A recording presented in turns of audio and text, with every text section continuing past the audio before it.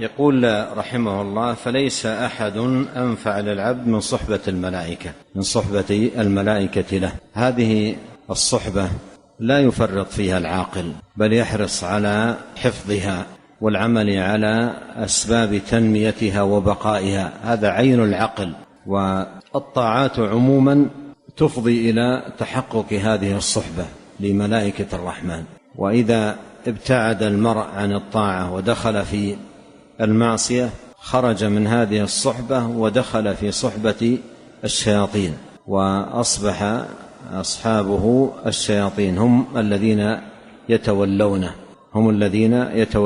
وهم الذين يحركونه ويؤزونه إلى المعاصي الزام. وهذا يوضح أن صحبة الملائكة خير كلها، وصحبة الشياطين شر كلها. وموجبات صحبة الملائكة طاعة الله، وموجبات صحبة الشياطين معصية الله سبحانه وتعالى.